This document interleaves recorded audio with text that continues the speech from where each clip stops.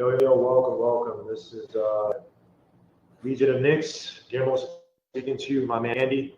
Here to talk about recent news with the Knicks, the hiring of Andy Greer, Mike Woodson, and I'm going to botch the name. I apologize, but his name is Dice Yoshimoto. So the Knicks are basically kind of bolstering up the coaching staff of Tom Thibodeau. Some of these guys have worked with Tom Thibodeau in the past in Chicago and Minnesota. Just to give some color, they already hired guys like Johnny Bryant and Kenny Payne coming from University of Kentucky, if I'm not mistaken, and Johnny Bryant coming from the Utah Jazz. Just to give some color on some of these other guys, Yoshimoto worked with Thibodeau in Chicago and Minnesota. I believe he then went to the University of Georgia, University of Georgia, to be the head of their video and strategy department. And then you also have Greer, who's worked with Tom Thibodeau when he was a head coach in Chicago and part of his tenure in Minnesota. And obviously, Woodson did not have any exposure with Tom Thibodeau, but does have exposure with Leon Rose. And he's obviously was a coach of the Knicks, where he went 109 to 79 in regards to wins and losses between 2012 and 2014. He had the connection with Leon Rose with the Carmelo Anthony trade. And so obviously he has some experience, but it seems like the Knicks are finalizing a kind of like an amalgamated group of guys who can bring some of the man management in terms of personalities, whatnot, with Mike Woodson. You have some guys who are involved with strategy and have some familiarity with Tom Thibodeau and Yoshimoto and Greer. So then you got guys like Bryant and Kenny Payne, who are one has worked with development with the Jazz. Team was kind of built through the draft, kind of built their team a little more organically than some of the other bigger teams. And Kenny Bryant, who comes from the University of Kentucky, so he has a lot of experience on the college route. He will probably do well with some of the new draft guys are bringing in, be able to help them make that leap from college to the NBA. So it's an interesting mix of who's coming to the Knicks. Andy, your thoughts on this?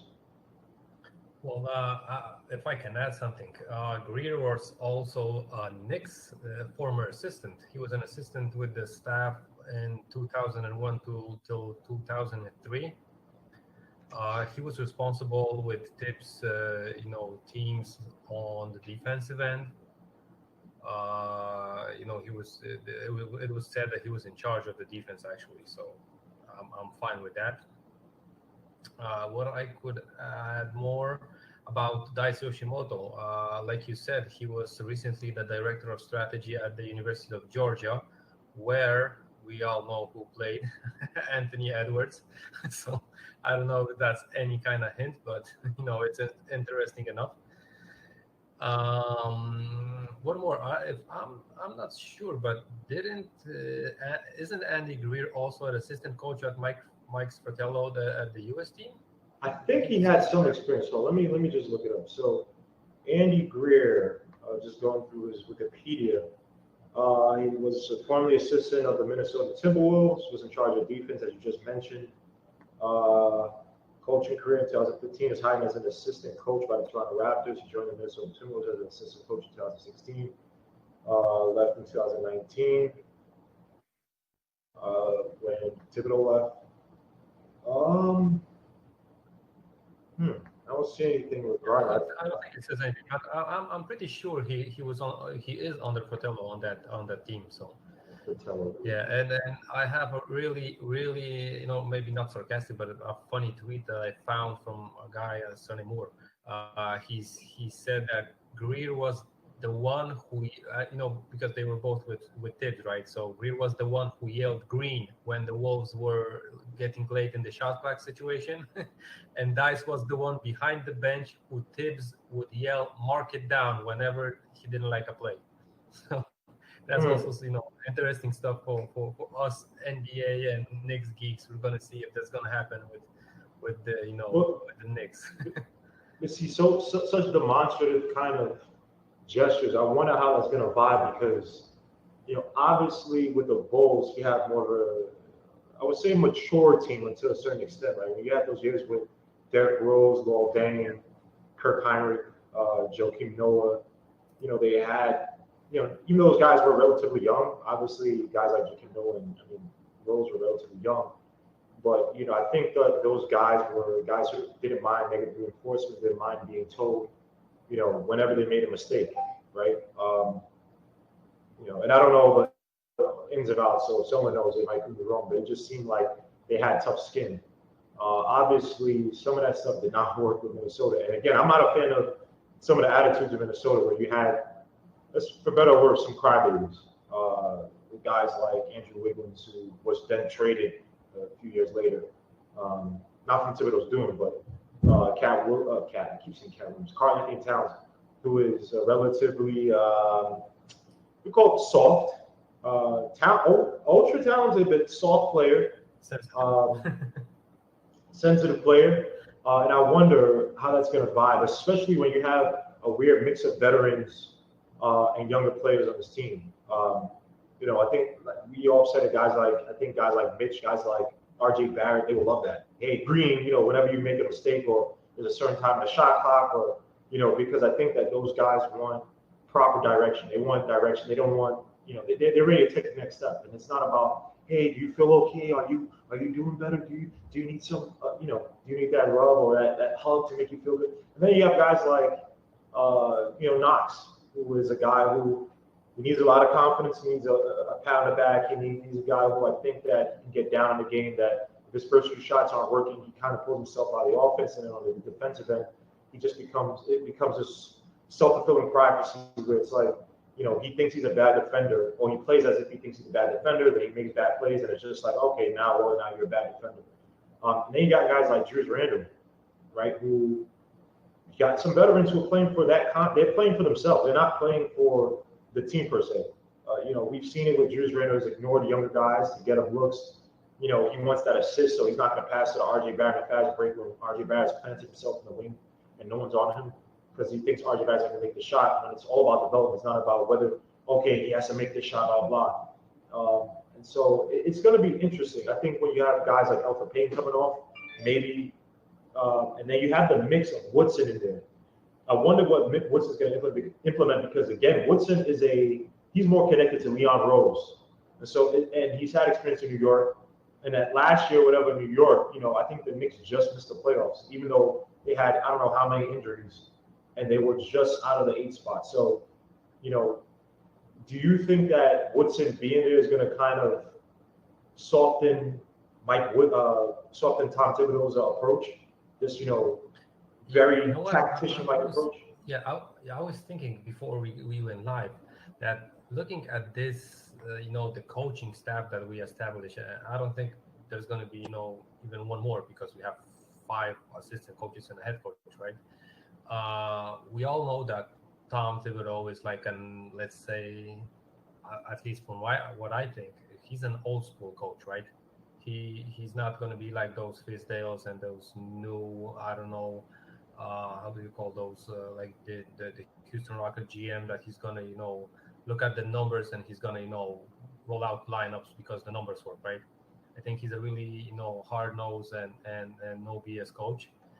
Actually, I think Woodson is filling the gap between Thibs and the rest of the guys, because the rest of the guys are, kind of young compared to maybe not Greer also, but at least Dice Yoshimoto, Kenny Payne, and Johnny Bryan. Those are young guys. They are like, I think, below 50 even. So, I think they might have a new school approach, if you can call it that way. And of course, all of these coaches look at least a bit of developmental guys, right? Even Mike Woodson, he worked out with J.R. Smith. We saw that on our bare eyes, which nobody, I think, was thinking before the season that's going to happen, right? So, and we know even Thibs is the guy that can develop players. So I'm happy with this coaching staff that we have. What's interesting for me, we didn't hear the exact, at least I don't know who is the main assistant, right? Right. exactly. I don't think that position is settled. From the names, you would think it's going to be Mike Woodson, right? Mm-hmm. But I don't think if that's already in place and settled. So we're going to see about that. Yeah, Well, having Woodson on the staff also means that probably if I don't know Thibs breaks a leg, right, and is gonna do really crappy with this team, I think Woodson is gonna be the assistant that's gonna take over if it really happens. Not this season, maybe the next season or something like that. But he's the most experienced guy that has the most experience as a head coach. So he's a guy that can fill that role, and he was also with the Knicks. He was an assistant coach in a couple of places. So I think that's why you have like a candidate for a lead assistant coach on this staff. yeah, and I agree with you with that Woodson would probably most likely take over because if Tom Thibodeau is doing a terrible, terrible job, right? You have a guy that you're familiar with Woodson versus trying to keep on an assistant coach who is connected to Tibbs. And of course, my computer charger is acting stupid, so give me 2 seconds. Let me just fix this. No problem. I'm going to shout out the guys in the chat.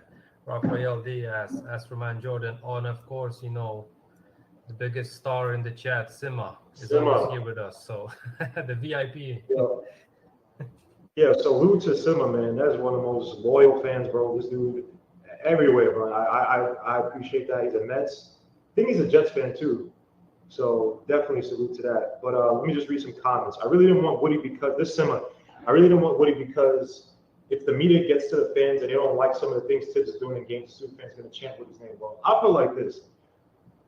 These coaches need to have a thick skin and not give a damn what the fans think because it also goes with the players, Guillermo. It also goes the same way with the players. Yeah, same way. These guys can be sensitive in the New York market. It's no way this can happen. So. Oh, by the way, Sima's a Giants fan, so he's definitely going to be banned from this channel pretty soon. Screw the Giants. I'm joking, but just to that, I agree with you. I mean, players. The thing about it is that this is why it's looked as if the fans have had impact, this crazy impact, right? So besides, I don't know what Knox or any of these guys are reading, right?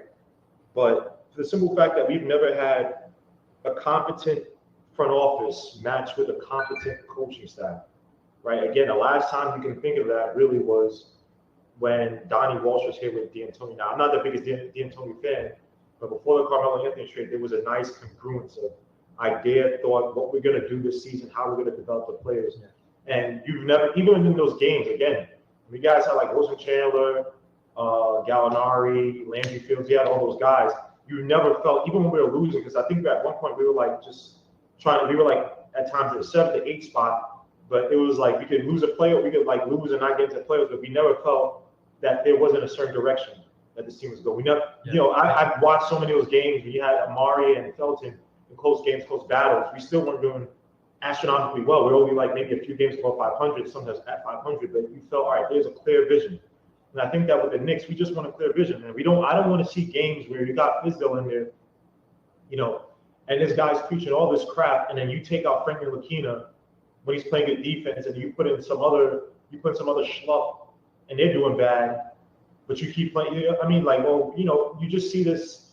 You see people just tuning out the coach and stuff like that. The front office in disarray. You got guys like Steve Mills who are trying to trade for who's this guy that went to the Hornets from the Celtics, the guard. Terry Rozier. We're trying to trade for guys like that. So again, it's all about congruence. It's all about, do these guys have a plan? Because people, this is what thing I don't like what the media tries to put on New York, that New York fans are patient.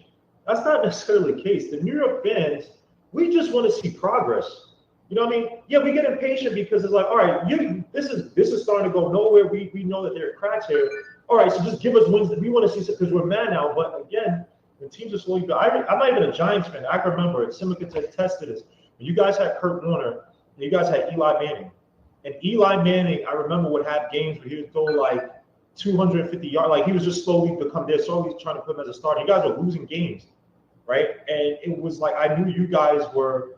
I'm a Jets fan, but you guys are like, yeah, we understand that Eli Manning's a rookie. He's just coming in.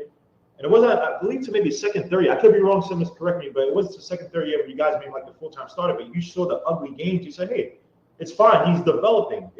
And you talk about football where people are drunk, people, I'm from Long Island, blah, blah, and they just, they have to drive out to the stadium to tailgate it all day. You know what I mean? But it's the media. Again, and I agree. It's like, it's just trash that people think that we're impatient. It's like, no, if you had a team that's been this ill-developed for so long, you get impatient with what the owner is doing. So it's like I'm sitting here spending, bro, we were 5-4. We benched Warner, and Eli's first year was ugly. And I remember, I remember it was like I think it was the Chargers game where Eli came in, or he started, he threw like 200 yards or something like that. But you saw the throws, you saw he can make all the throws. The stats weren't pretty, but it was like, all right, there's development, there's progress here. And Tom Coughlin put him in the proper position to develop. So again, man, I'm all about developing this team. And with me, guys like Knox, this is a perfect year for these guys to get the proper evaluation. I think that we should draft aggressively in regards to, look, if we see another guy at the 4 position that we know can accelerate or bring his team higher, I'm not going to let a Knox, I'm not going to let a Randall get in the way of that. I just can't. So, I think this year that you start to form the vision, and the young guys, look, if you can't, shape up, you got to ship out. You know what I mean? And it's not to rush these guys or whatever, but hey, good players are coming in every draft. You know what I mean? We can't sit here and lollygag for how many years to make sure that, Knox feels okay to make, 15 points one game, and then the next game he's making 5. It's like, no, dude, like, let these guys cook. If they want Knox there, whatever, let these guys cook. But, I think we could be aggressive in how we develop people. I think it's gonna work out. Yeah, you know what maybe worries me the most about this, that we have a whole new coaching staff, right? And the fans saw these players for 3, 4, 2, whatever years back, right? If I'm a coach like Thibs, I come in, I have some knowledge about these players because I scouted them, I watched some video, watched some tape, right? But if I'm like Thibs, I'm gonna go with the assistants in the room, we're gonna watch video, and I'm gonna set up a plan. I'm gonna say like, okay, I want Frank to be maybe more aggressive and take shots from the free throw line extended and some threes, right? And that's going to be the plan to develop these guys by the coaching staff, by Thibs and his man, right? And the fans can have a totally different approach, right? That we're going to want, Frank to do this, this, and this, and the things might not be the same things. And Thibs is going to say, okay, I saw Frank develop and stuff like that, but fans are still going to be, but we wanted Frank to develop into this kind of player, not the one you want, right? So they're going to still want to, have, hold grudges versus Thibs. But Thibs might, have another plan for this guy. He's going to play him on a small forward, maybe, right? When all the fans are saying Frank is a guard. And he might see, a niche for him on the other position or another role that the Knicks fans, think. And that's why I think you can't see what the guys are going to do compared to previous years. Of course you can, right? But you don't know what the coaching staff is going to, want to see from them. So I think you can evaluate all of the players in the second year of this coaching staff, because then we're going to see what Thibs really wanted from these guys. It's the best situation is going to be with Mitch, right? I don't think he's a Thibs guy, but every fan saw those threes on Twitter and stuff like that, right? I really doubt that Thibs is gonna watch those videos, or Mitch is gonna come into the training room and say, oh, "Okay, coach, I can shoot those threes, I can make this and that." And Thibs is gonna be, "Dude, you're a center. I want you down low, not nowhere, anywhere else but in the key, right?" So and he's gonna be like. And fans gonna be pissed because they saw Mitch shooting. They want Mitch to shoot the ball.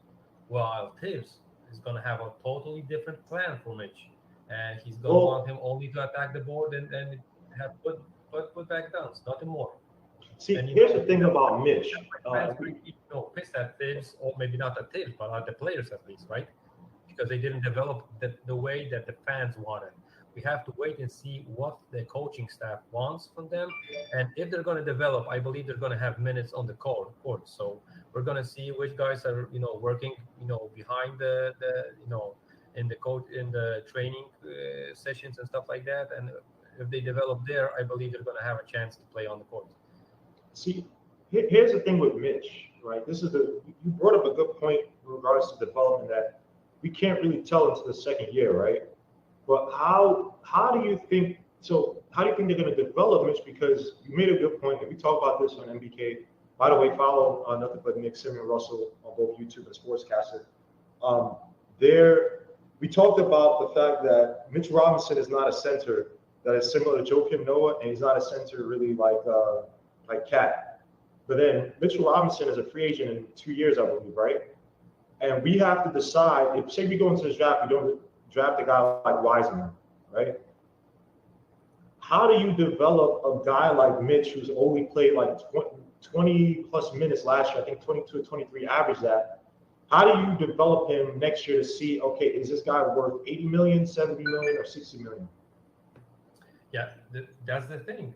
You really don't know, and that's why it's a good point that a good thing that we have him for 2 more years. It's not like we have to decide after this year, right? And also, just look at us two. You would like Mitch to shoot. Me, not necessarily, bro. I can live with Mitch playing offense like this, just running, down the hill, catching those dunks and attacking the offensive glass. I really could put in a system around that and don't, expect him to take threes. Of course, it's going to be better, right? But for me, you can see it in Mitch that he doesn't feel confident to take a shot. And I'm not, opposite of a player taking a shot. If he feels confident and if he does it on the training practices and stuff like that, training sessions, I'm cool with it. But the game time, it's not a place that you can, hoist up a shot that you never practiced before, right? That's true. But here's the minutes on the NBA level, and it's too valuable time to make crazy possessions, right, like that. If you're doing it in the practices and you're making those shots and you feel comfortable and Thibs say, okay, why don't you take him? Just take him, right? That's cool.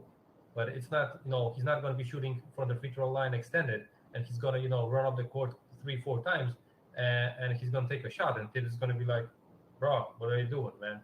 I never saw you do it in practice, so why are you doing it on the game, right? Right. So that's a thing that really, doesn't suit with me well.